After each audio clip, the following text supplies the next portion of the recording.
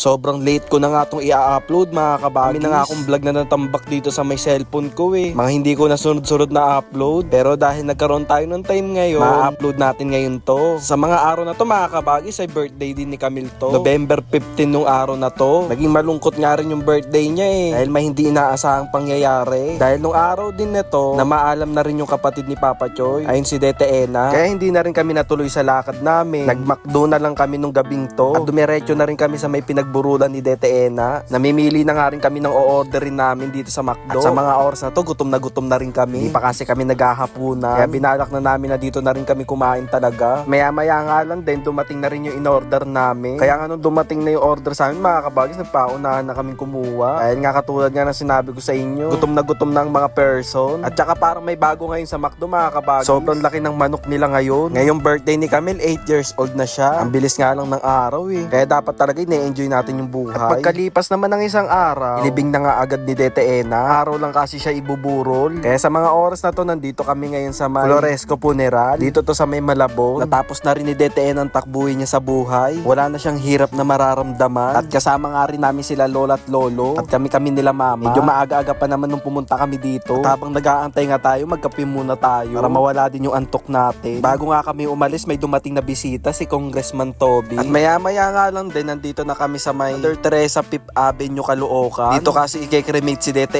Ena. At habang si Dete Ena na nga yung kine-cremate, lumabas na muna kami para kumain. Dumating na nga yung oras na na-cremate na siya. At inaayos na yung paglalagyan ng abo niya. Ang bilis talaga ng buhay ng tao. At nung pag-uwi nga namin, dumaan na nga kami dito sa kainan para maghapunan na rin. Halos lahat kami kasi gutom. Nabot na rin kasi kami ng gabi doon sa may Caloocan. Kaya bago magsiuwi ang lahat, nagkainan na muna. Ang araw na to ay November 19. Nagdugtong-dugtong ko na nga lang mga kabagis yung video para isang upload na lang. Kasi celebration pa rin naman to ng birthday ni Camille. Sa araw na to mga kabagis, birthday talaga ni Ate Kay, pamangkin ni Papa Choy. Ito na rin yung tinuring naming celebration ng birthday rin ni Camille. Dahil nung mismong birthday nga ni Camille, hindi kami nakapag-celebrate. Kaya ngayon mga kabagis ay mapapalaban na naman tayo sa kainan. Kung makikita nyo naman yung mga nakahain, ang sasarap. Hindi natin alam kung paano talaga tayo magdadayet. Siguro next year na lang. Ang sarap-sarap kasi kumain. Yung feeling na maya't maya ka nagugutom. Naawa nga rin ako kay Camille dahil sa mismong birthday niya, hindi kami nakapag-celebrate ng maayos. Pero ayos lang dahil nakabawi rin naman kami sa kanya. Tsaka mahalaga rin syempre na napadama namin sa kanya yung kaarawan niya katulad ng ganito. Lalo na syempre mga kabagis, mga bata. Mahalaga na tuwing birthday nila ay nadadama nila to. Mas na-e-excite kasi sila kapag birthday nila. Hindi katulad na kapag matanda na tayo, parang normal na lang sa atin na darating yung birthday natin. Pero thankful tayo dahil nadagdagan yung ating taon.